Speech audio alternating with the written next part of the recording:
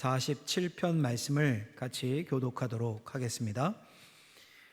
너희 만민들아 손바닥을 치고 즐거운 소리로 하나님께 외칠지어다. 지존하신 여호와는 두려우시고 온 땅의 큰 왕이 되심이로다. 여호와께서 만민을 우리에게 나라들을 우리 발 아래 복종하게 하시며 우리를 위하여 기업을 택하시나니 곧 사랑하신 야곱의 영화로다. 하나님께서 즐거운 함성 중에 올라가시며 여호와께서 나팔 소리 중에 올라가시도다. 찬송하라, 하나님을 찬송하라. 찬송하라, 우리 왕을 찬송하라. 하나님은 온 땅의 왕이심이라 지혜의 시로 찬송할지어다.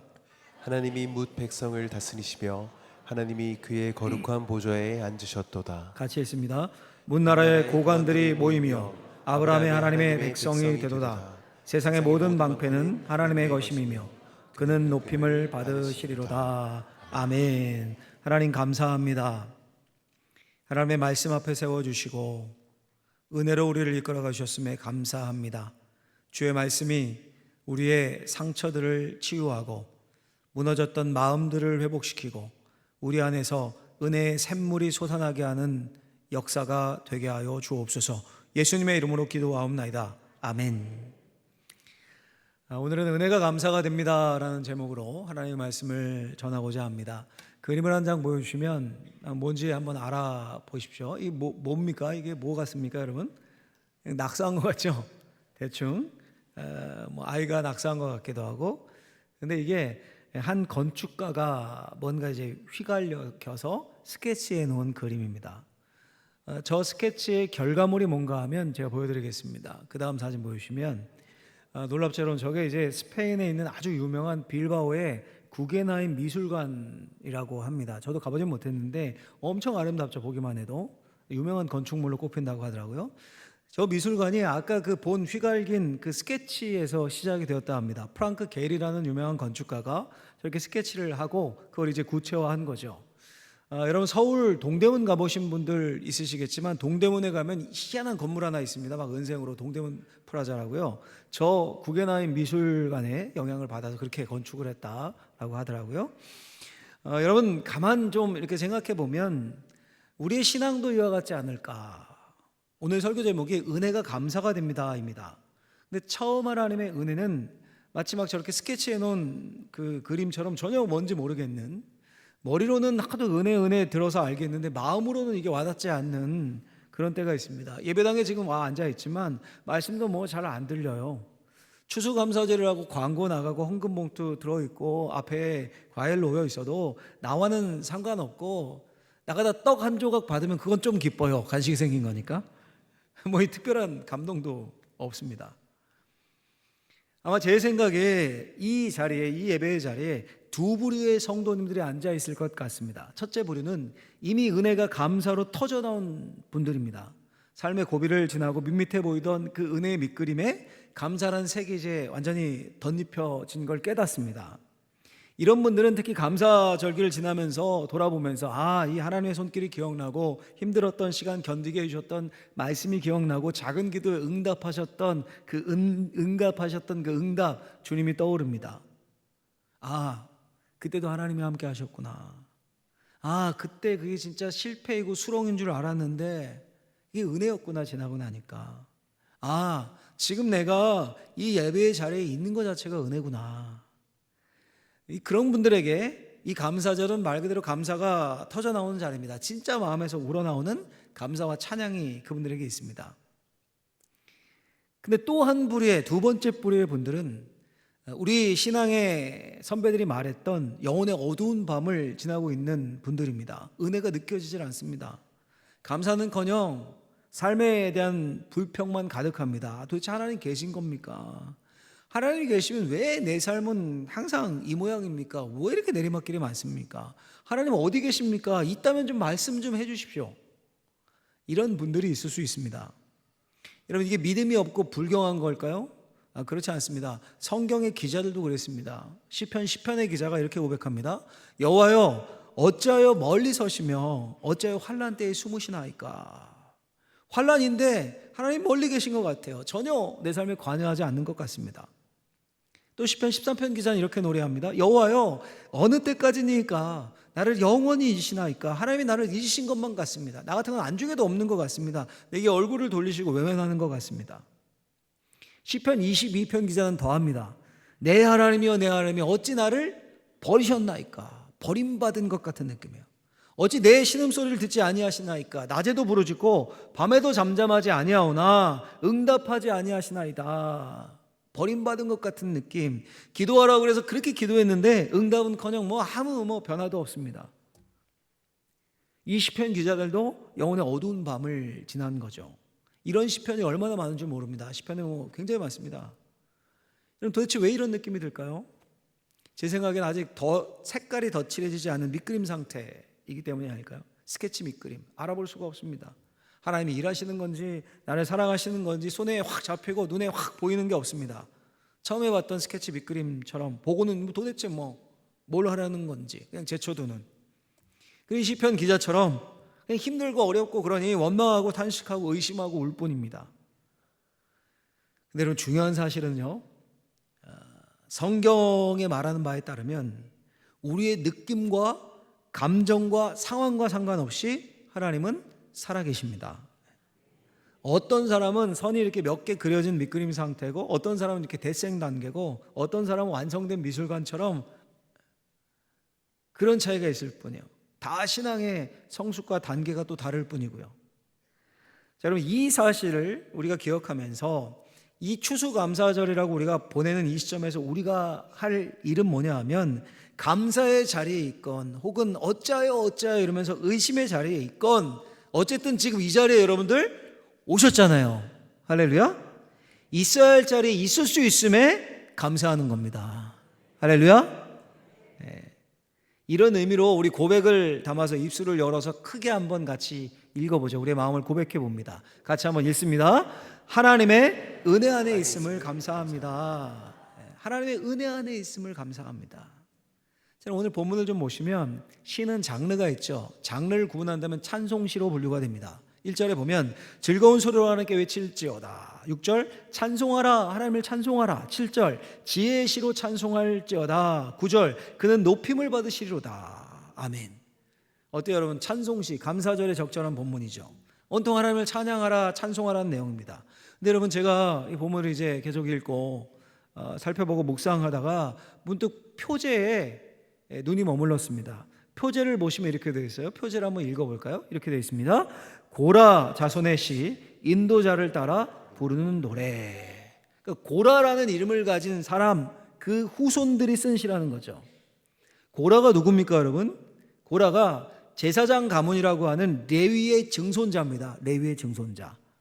고라가 레위부터 4대 신앙의 4대입니다. 뿌리 깊은 가문이죠. 근데 민수기 16장에 보면 제사장직에 대한 불만을 품고 모세와 아론에게 반역을 일으킵니다. 이 고라가.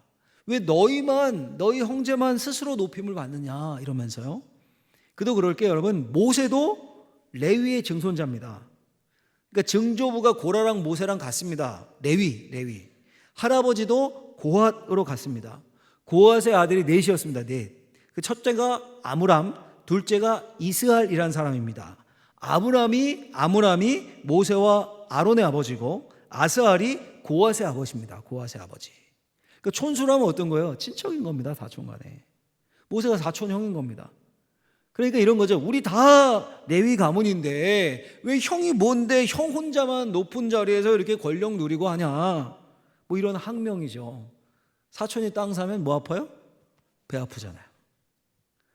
근데 하나님은 이걸 심각한 반역으로 보셨습니다. 고라가 그냥 사적인 가족 모임하고 식사하는데 형 모세 형님 아니 왜 형님만 그렇게 높은 자리에서 이래라 저래라 합니까? 우리 다 제사장 가문인데 이런 게 아니라 사적인 자리에서 그런 게 아니라 지휘관 250명을 규합해서 새로 만들어서 공적으로 반기를 들었습니다. 가장 든든한 후원자가 되고 기도 동역자가 되어도 모자랄 판에 가장 가까운 친족이 하나님이 세우신 질서를 거역한 겁니다. 하나님은 이걸 하나님의 권위에 대한 도전으로 보셨습니다. 그래서 하나님이 크게 진노하셔서 모세와 아론에게 어떻게까지 말씀하시냐면 이렇게까지 말씀하세요. 민수기 16장에 보시면 너희는 이 회중에게서 떠나라. 내가 순식간에 그들을 멸해버리겠다. 모세와 아론이 홀딱 깜짝 놀라서 엎드려 기도합니다. 아니 하나님 아니 어찌 몇 사람이 범죄를 했는데 온 회중을 멸하시겠다니요, 온 회중에게 진노하시겠다니요. 이 기도를 하나님이 들으시고 고라와 일가족이 거하는 텐트, 그때 이제 장막 치고 살지 않았습니까? 출애굽 때 텐트의 땅이 쫙 갈라져서 그들의 재산과 그들의 모든 것을 삼켜버립니다. 마치 큰 싱크홀 요즘 나지 않습니까? 그것처럼 텐트 주위의 땅이 고라 땅 고기만 폭 가라앉아서 한 몰이 됐던 것 같아요. 그걸 근데 옆에서 본 같이 옆쪽에 막 텐트 칠 거 아닙니까? 회중들은 난리 났겠죠. 막, 여기도 갈라지는 거 아니야? 두려우면서 막 피하고 도망합니다. 그리고 하나님의 불이 나와서 그 반역에 가담했던 250명을 불살라 버립니다. 이 출애굽의 역사에서 가장 심각한 반역 사건 중 하나가 고라의 반역 사건입니다. 이 사건. 그러니까 단순히 모세에게 반기는 게 아니라 하나님이 세우신 질서를 부정하고 하나님의 권위에 도전한 사건입니다. 자, 여러분, 그런데 놀랍게도 오늘 시편의 저자가 누구라고요? 그 반역자의 후손인 고라 자손입니다. 예를 들어 여러분, 오늘날 친일파 이완용의 후예다 이러면 그거 밝히면서 대한민국에서 얼굴 들고 다닐 수 있겠습니까? 힘들죠. 더 옛날에는 뭐 반역자다 이러면 막 구족을 멸하고 그러지 않았습니까? 고라 자손도 그렇습니다. 이 고대 시대는 그게 더 심했습니다. 민수기 27장에 보면요, 슬로보앗의 딸들 이야기가 나옵니다. 슬로보앗이 사람 이름이에요. 그 딸들의 이야기. 슬로보앗이라는 사람이 아들 없이 딸만 줄줄이 나온 거예요. 딸 보자, 딸 계속 나니까. 근데 끝까지 아들을 못 낳고 죽은 겁니다. 근데 그 당시 법에 따르면, 율법에 따르면 땅은 아들들에게만 이게 분배가 되거든요. 아들들에게만. 그래서 슬로보앗의 딸들이 모세와 회중 앞에 나와서 말을 합니다. 아니, 아들이 없다고 기업 땅을 못 받으면 우리 가문은 이스라엘에서, 민족에서 삭제되는 거 아닙니까? 우리에게도 기업을 주십시오. 일리가 있죠. 뭐 딸 낳고 아들 낳고 자기들 마음대로 할 수 있는 게 아니니까. 여권 신장의 1호예요, 이 슬로보앗의 딸들이. 근데 그 말을 하면서 이런 말을 덧붙여요. 민수기 27장 3절에 보면 이 슬로보앗의 딸들의 말입니다. 우리 아버지가 광야에서 죽었으나 모세를 거슬러 모인 누구요? 고라의 무리에 들지 아니하고 자기가 죽었고 아들이 없나이다. 고라의 이름을 들먹여요. 무슨 말입니까? 우리 아버지가 고라처럼 반역으로 죽어서 그 벌로 땅 안 주고 이런 거 아니지 않습니까? 우리 아버지 그냥 자연사했습니다. 이 말입니다. 그러니까 여러분, 후대에 있어서도 고라의 반역은 어떤 사건이었던 겁니까? 치욕스러운 사건이었던 겁니다. 마치 친일파, 뭐 나라 팔아먹은 이완용의 후예 뭐 이런 식으로. 그런데 그 고라의 후예가 시편 저자가 됩니다. 시편에 고라 자손의 시라는 표제가 붙은 시가 총 11편이 있습니다. 놀랍게도 그 중에 절반이 넘는 시가 찬양시입니다. 찬양시. 그러니까 반역의 자손이 거룩한 예배자가 되고 찬양하는 자가 되고 감사하는 자가 된 겁니다. 자, 여러분, 어떻게 이런 반전이 있을 수 있을까요? 고라의 후예들의 막 뼈를 깎는 노력 때문이었을까요? 아니죠. 뭐 때문입니까? 하나님의 은혜 때문인 겁니다. 하나님의 은혜 때문에. 하나님의 역전시키시는 은혜, 하나님의 반전시키시는 은혜 때문입니다.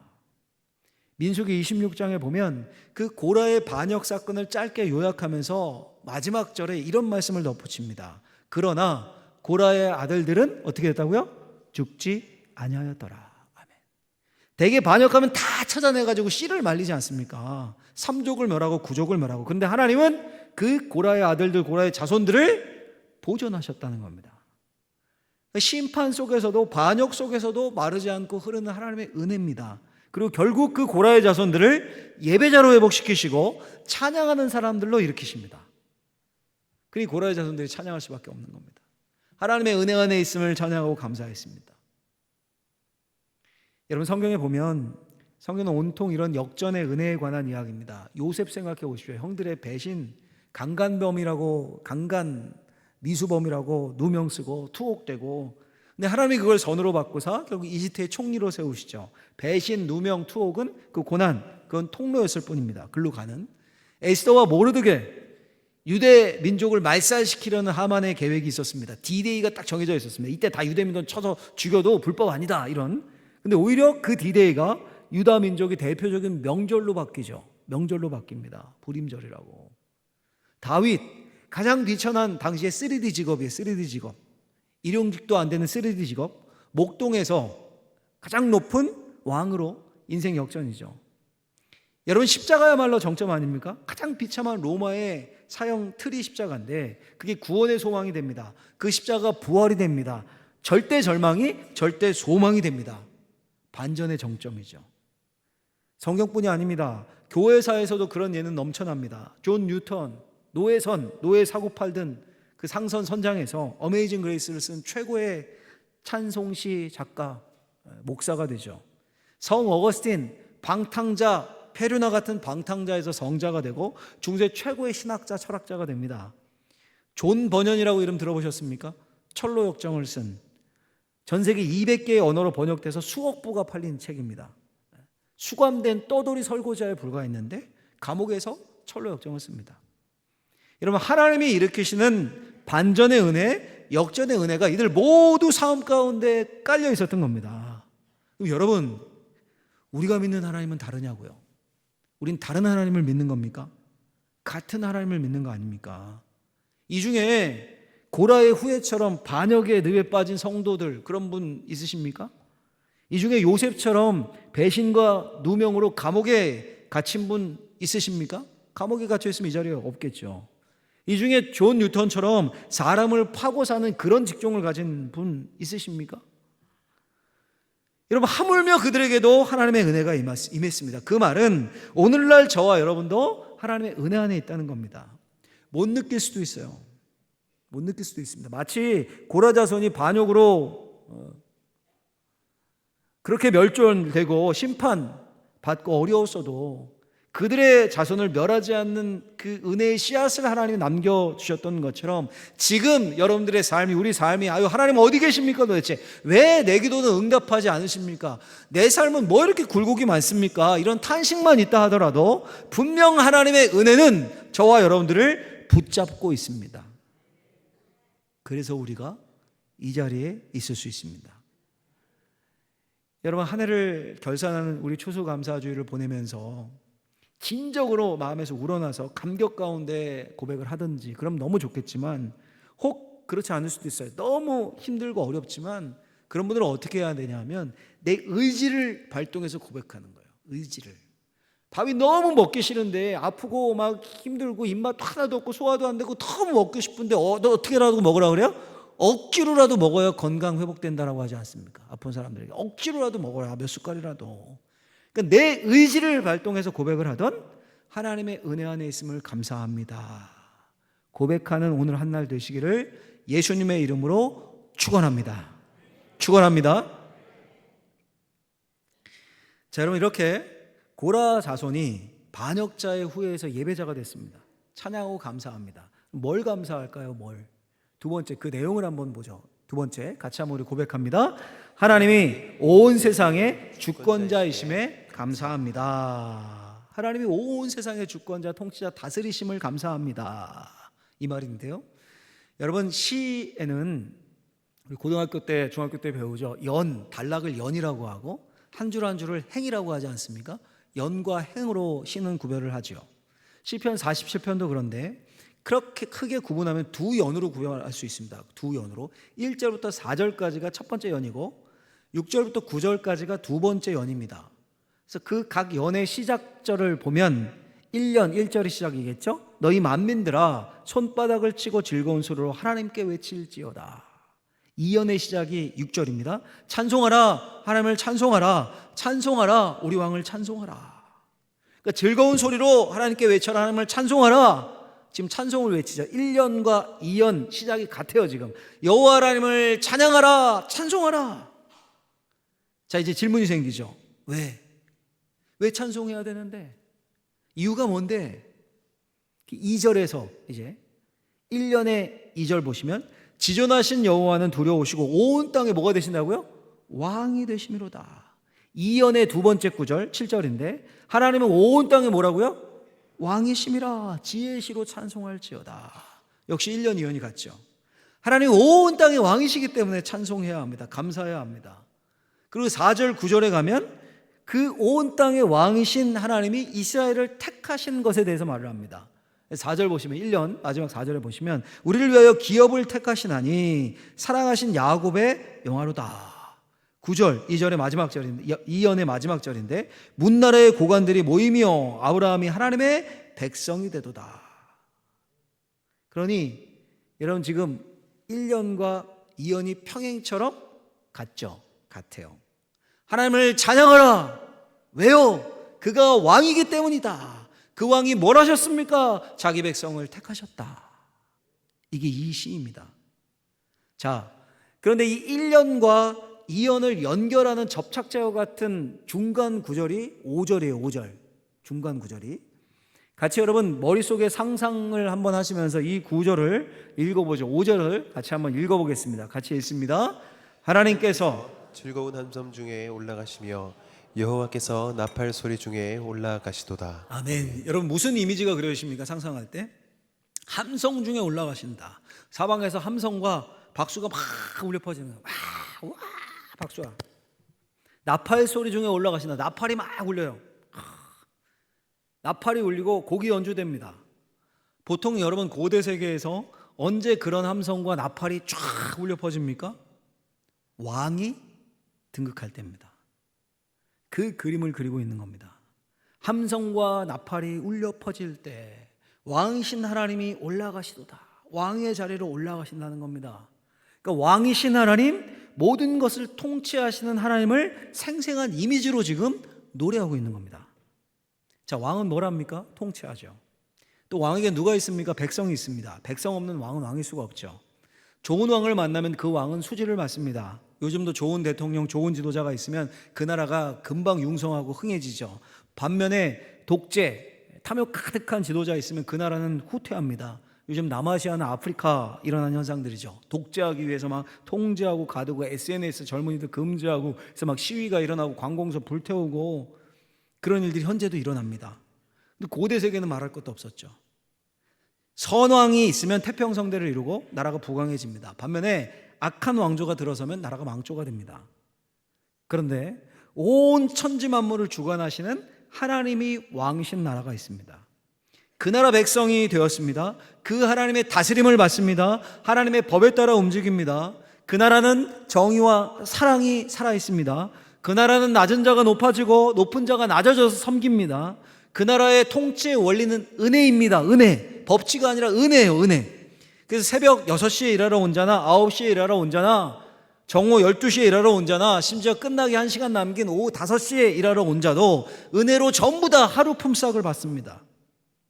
새벽 6시에 일하러 온 자가 투덜대요.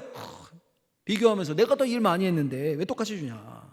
그런데 여러분 새벽 6시에 온 사람도 손해보지 않았습니다. 하루 일당 그대로 온전히 받았어요. 하루 일당 챙겼습니다. 늦게 온 자가 오히려 은혜로 하루치 일상을 더 받았을 뿐이에요. 일꾼 중 누구도 손해보지 않았습니다. 누구도 약속 어기고 임금 후려치고 그런 사람 없어요. 넉넉하게 그냥 하루 일당 약속한 거 다 줬어요. 손해본 건 누구뿐이에요? 주인뿐이에요. 주인. 인건비가 더 나갔어요. 그게 하나님이 다스리시는 나라라는 겁니다. 하나님이 통치하는 나라입니다. 손해는 하나님이 다 감당하시고 십자가에서 다 갚으시고 우리에게는 은혜만 베푸신다는 거예요. 누가 그 나라의 백성입니까? 저와 여러분들이 그 나라 백성이에요. 예수 그리스도를 믿고 그리스도인이 되었고 예수 그리스도를 믿고 하늘 시민권자가 되었습니다. 새로운 정체성을 가진 사람들, 그 하늘나라에 속한 자들입니다. 여러분, 신앙생활이 뭘까요? 뭐라고 생각하십니까? 신앙생활이 간단합니다. 신앙생활은 하나님의 다스리심을 믿는 겁니다. 할렐루야. 다시 한번요. 신앙생활이 뭐라고요? 하나님의 다스리심을 믿는 겁니다. 삶이 하나님의 주권 아래에 있음을 믿는 겁니다. 하나님이 내 삶을 통치하고 간섭하심을 믿는 겁니다. 이게 신앙입니다, 여러분. 아이들이 엄마의 아빠의 주권 아래, 손 아래, 다스림 아래, 보호함 아래 있는 거예요. 믿는 거예요. 있다는 걸. 그 아이들의 삶에 좋은 일만 생깁니까? 맨날 웃는 일만 생깁니까? 때로는 울 일이 생기잖아요. 애들이 얼마나 자주 웁니까? 지 마음대로 안 된다고. 똑같아요, 여러분. 우리의 삶, 기뻐할 일, 즐거워할 일, 또는 막 힘든 일, 울 일, 여러 일이 있는데 그것과 상관없이 하나님 아버지의 주권 아래 우리가 있다고요. 다윗 생각해 보십시오. 다윗. 소년 때 하나님의 기름 부음을 받았습니다. 하나님이 택하신 거죠. 그리고 골리앗을 물리쳐서 잠깐 주목을, 스포트라이트를 받았습니다. 그 다음부터는 사울 왕의 시기로 내내 도망을 다닙니다. 10수년을 광야 도망자 신사였습니다. 소위 황금 같은 청소년기 젊은 20대를 그렇게 도망자로 다 날려버렸어요. 근데 다윗은 하나님의 주권을 믿고 도망을 다녔습니다. 소위 버틴 거죠. 버티는 삶이었습니다. 삶의 밑바닥에서도 버텼습니다. 때로는 외국으로 도망가서 오줌 갈기면서 현상수배되었으니까 외국까지 가가지고 거기서 죽을 뻔해서 오줌 갈기면서 미친놈 행세하면서 버텼습니다. 놀라운 사실은 중간중간에 기회가 많았습니다. 원수 사울 왕을 자기 손으로 죽일 기회가 있었습니다. 한번 자기가 숨어있는 굴에 사울이 들어와서 용변을 봅니다. 뒤에서 그냥 칼 한 번 휘두르면 끝이에요. 그런데 옷자락만 뵙니다. 또 한 번은 사울 진영에 침투를 하는데 하나님이 수면제를 뿌리셨는데 탁 자고 있어요. 죽일 수 있었습니다. 근데 사울의 창과 물병만 가지고 나옵니다. 왜 안 죽인 겁니까? 하나님이 기름 부어 세운 사울 왕, 하나님이 알아서 하시겠지, 내 손으로 죽일 수는 없다. 다윗의 고백이죠. 복수 대신 뭘 믿은 겁니까? 하나님의 주권을 믿은 겁니다. 결국 그런 다윗을 때가 되자 하나님이 높이십니다. 여러분, 손 안 대고 코 푼다고 하지 않습니까? 블레셋과의 전투에서 사울과 그의 아들들이 다 죽습니다. 남은 아들 이스보셋이라는 아들도 있었는데 베냐민 지파 사람들이 다윗한테 잘 보이겠다고 죽여가지고 다윗에게 머리를 가져옵니다. 다윗은 상상도 못했던 일입니다. 여러분, 왕들의 역사인 열왕기상하를 한번 쭉 나중에 한번 보십시오. 쿠데타와 반역으로 정권을 찬탈한 예가 얼마나 많았는지. 우리 이 짧은 근대사에서도 있지 않습니까? 근데 다윗은 쿠데타로 왕에 오르지 않았습니다. 그래서 다윗은 하나님의 주권을 믿고 버텼습니다. 도망 다녔습니다. 때가 되자 하나님이 일하셔서 사울 가문을 몰락시키고 다윗을 세우셨습니다. 여러분, 신앙생활은 다른 게 아닙니다. 어떤 경우에도 하나님의 주권을 신뢰하는 겁니다. 푸른 초장이든 쉴만한 물가든 아니면 사망의 음침한 골짜기든 하나님이 없는 것 같이 느껴지든 잘 될 때든 뭐가 안 풀릴 때든 하나님의 주권을 믿는 겁니다. 내 삶이 하나님의 다스림 속에 있다, 이걸 확실히 믿는 겁니다. 하나님의 주권을 온전히 신뢰하는 자들에게 하나님이 반드시 그 인생을 동행하시고 하나님의 그림을 가지고 그 인생을 이끌어 가신다. 이게 성경이 말하는 바입니다. 뜻하지도 않게 때가 되면 길이 열리고 예상하지 못하게 일이 풀리고 나중에 먼 훗날 지나 돌아왔을 때 어떤 말이 나오는 겁니까? 아, 그때 내가 실패인 줄 알았는데 이거 하나님의 은혜였구나. 오히려 그때 내가 원하는 바대로 되었으면 큰일 날 뻔했구나. 이런 간증들이 터져 나오는 겁니다. 할렐루야. 그럼 여러분, 이제 결론이에요. 그 하나님의 주권을 온전히 신뢰하는 자들에게 나타나는 특징이 뭘까요? 특징이 있는데 바로 뭐냐면 찬양과 감사입니다. 찬양과 감사. 다윗이 도망자 신세였음에도 시를 쓰고 찬양을 합니다. 시편 34편 1절 말씀을 보면 내가 여호와를 항상 송축하며 내 입술로 항상 주를 찬양하리이다. 내 영혼이 여호와를 자랑하리니 곤고한 이들이 이를 듣고 기뻐하리로다. 아멘.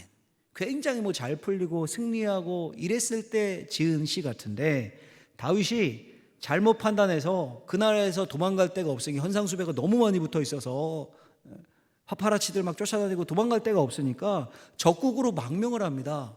외국으로 도망하면 손길이 안 미치겠지. 근데 갔는데 그 외국 사람들이 이놈 이거 이스라엘의 그 군인 아니었습니까? 골리앗 죽인 이 간첩입니다. 그래서 막 신하들이 죽이려고 하자. 그래서 미친 채 하죠. 막 침을 질질 흘리고. 그래서 왕이 왜 이 미친놈을 데려왔냐. 쫓겨나서 지은 시가 아까 그 시예요. 내가 여호와를 송축하며 내 입술로 항상 주를 찬양하리이다.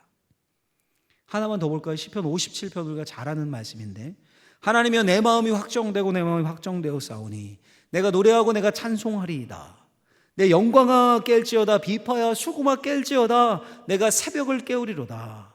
주여 내가 만민 중에 주께 감사하며 문 나라 중에서 주를 찬송하리이다. 아멘.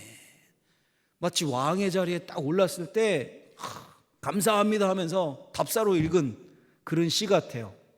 근데 다윗이 사울을 피해서 굴에 있을 때 지은 시 이렇게 되어 있습니다. 표제를 보면 잘 풀릴 때 지은 시가 아닙니다. 이외에도 너무 많아요, 이런 게. 다윗뿐 아니죠. 신약 성경에 와서 바울과 실라가 복음 전하다가 실컷 매 맞고 한밤중에 감옥에 갇히지 않습니까? 거기서 뭐 합니까? 기도하고 찬송합니다. 그 비결이 뭡니까, 여러분? 아니, 하나님, 내가 지금 딴일한 것도 아니고 복음 전하다가 이게 매 맞고 피투성이 돼가지고 이 감옥에 갇히게 하는 거 맞습니까? 이런 무슨 XX 같은 경우가 있습니까? 하나님, 이거 맞는 말입니까? 좀 나와 보십시오. 이렇게 원망해도 시원찮지 않습니까, 여러분? 저라면 그랬을 것 같은데 한밤중에 기도하고 찬양합니다. 어떻게 그럴 수 있는 겁니까? 하나님의 주권을 믿었기 때문입니다. 하나님의 다스림을 믿었기 때문에 감옥과 고난도 하나님의 섭리 가운데 있음을 그들은 확신했기 때문입니다. 그리고 정말로 그 확신대로 곧이어서 그 찬양을 죄수가 듣고 그 감옥 간수장이 복음을 듣고 그 온 집이 세례를 받고 그곳에 뭐가 세워져요? 빌립보 교회가 세워지지 않습니까? 오늘 역전의 은혜 대표인 고라자손도 마찬가지입니다. 하나님을 찬양하고 하나님께 감사합니다. 하나님께 적극적으로 감사를 표현합니다. 여러분, 이런 말이 있습니다. 감사를 말하면 감사할 일이 생긴다. 감사를 말하면 감사할 일이 생긴다. 표현이 그만큼 중요하다는 거죠. 누가복음에 보면 10명이 나병 환자가 고침을 받아요. 그 중에 몇 명만 감사를 표현합니까? 한 명만 주님께 다시 돌아와서 감사를 표현합니다. 그래서 주님이 뭐라고 하십니까? 주님이 가라, 내 믿음이 너를 구원하였다. 병 고침을 넘어서 구원을 주십니다. 감사를 말하니 감사할 일이 생긴 거예요, 여러분. 할렐루야.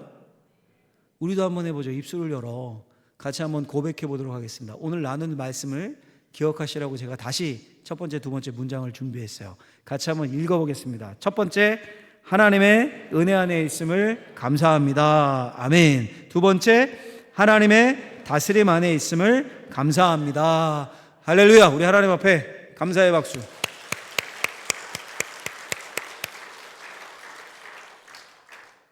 감사를 말하십시오. 나가면서 이제 떡 나눠줄 거거든요. 인상 쓰고 받지 마시고 감사합니다. 식사하시면서 뭐 오늘은 왜 이렇게 사람이 많아, 왜 이렇게 줄이 길어, 인상 쓰지 마시고 감사합니다. 감사를 말하면 감사할 일을 주십니다. 감사로 올 한 해를 마감할 수 있는, 여러분 이거 세상에서도 많이 말하는 거잖아요. 세상 자기 개발 뭐 이런서 그냥 보편적인 원리로 어디서 주신 겁니까? 세상의 모든 긍정적인 보편 원리는 하나님이 주신 거예요. 하나님을 모르고 그것만 가져다 쓸 뿐이죠. 하나님에게서 나오는 겁니다. 하나님. 한 해 감사로 마감하는, 그리고 새해 감사로 시작하는 저와 여러분들이 되시길 예수님의 이름으로 축원합니다. 기도하겠습니다. 하나님 감사합니다. 함께 모여 예배할 수 있음이 감사합니다. 어떤 분들은 정말 감사의 마음 담아 하나님 앞에 감사를 올려드리고, 어떤 분들은 지금 힘들고 어렵고 고통 가운데 있지만 의지를 발동해 입술을 열어 하나님께 감사를 표현합니다. 그 감사가 단순히 표현을 넘어 더 좋은 일로 나타날 수 있도록 주께서 축복하여 주옵소서. 예수님의 이름으로 기도하옵나이다. 아멘.